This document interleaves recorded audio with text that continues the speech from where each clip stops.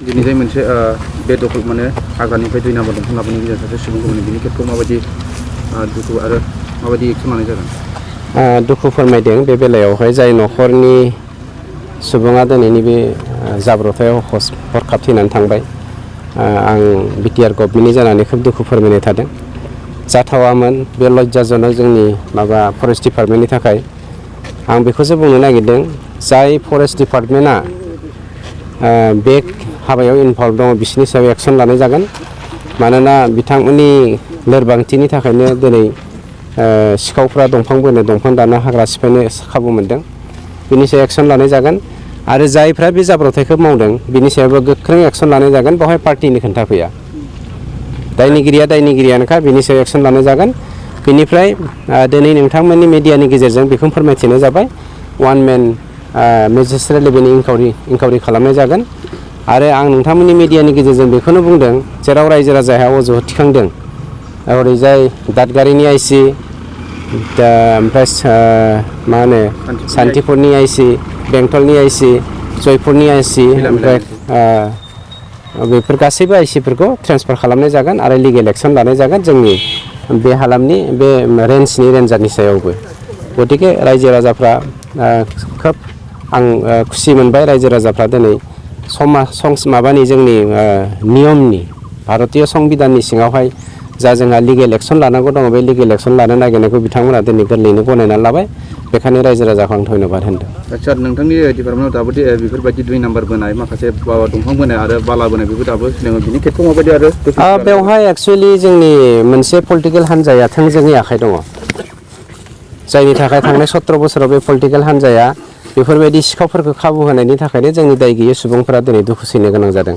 जोंनि हाग्रा बिफाना जोबस्रांनो गोनां जादों आरो जोंनि मानसिफ्रा माने इजि मानि आर्निं मोनसे लामाखौ लानानै जोंनि गेजेराव मोनसे क्लेश लाबोनो नागिरदों। गतिके बेखौ जों फोजोबनानैसो गारगोन। थांनाय सरकारा जा खालामाथों मानो जोंनि सरकारा बेखौ सहायनो हाया। মানে 1 মেন মেজিষ্ট্ৰেট ইনকুৱাৰি হ'ব। আমাৰ মেজিষ্ট্ৰেটো আছে ইয়াত। তাৰপিছত এটা কথা আমাৰ জয়পুৰৰ আইচি বেংটলৰ আইচি আৰু দাদগাৰীৰ আইচি চব ট্ৰেন্সফাৰ হ'ব লাগে। সেইটো আজি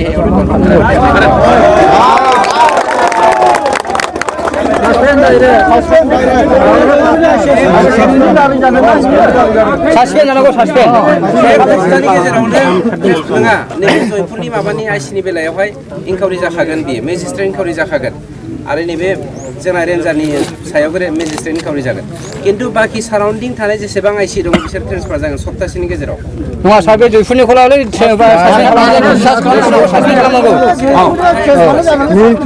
जयपुरनिया खुनु खोथा गैया बिसास जानांगौ बियो बिसास जाखानांगौ बियो जयपुरनिखौ सासपेन्ड गुबुना ओरैबा जानांगौ जयपुरनिया सासपेन्ड जानांगौ जयपुरनिया जयपुरनिसो थाखा जानानै हगारो बियो लामाखौ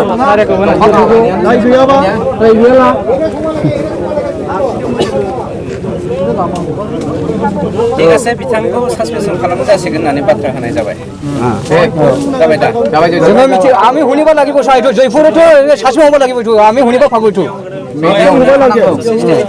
ডিসিপ্লিনলি মাवलाङै नङा होमबा আমি ডিসিপ্লিনত কাম কৰিম আৰু মই আজিয়ে কথা দিছোঁ সেইটো ৰেঞ্জাৰটো আজিয়ে ট্ৰেন্সফাৰ হ'ব। ট্ৰেন্সফাৰ হোৱাৰ পাছত তেওঁৰ ওপৰত কি একশ্যন লোৱা হ'ব লিগেলি সেইটো ইনভেষ্টিগেশ্যন থ্ৰুদি গম হেৰি পোৱা যাব।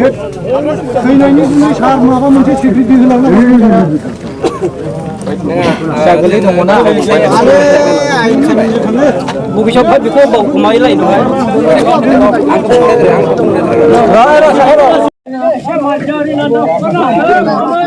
फासयना हो फासयना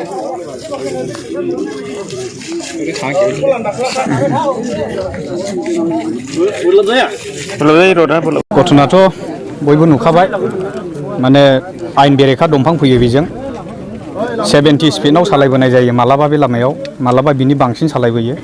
दिनै थिग 8:30 समाव जाय बिथाङा डेड बडि जों नुबाय थादों साइडआव दंखायोमोन बे अलरेडि किन्तु बे ट्रेक्टरा कन्ट्रल खालामनो हायियाव बे मानसिखौ बेबायदि हुबाय।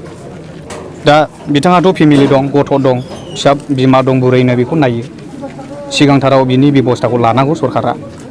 बिनि उनाव बेबायदि ट्रेक्टर आरो बुहुत दङ जायफोरखौ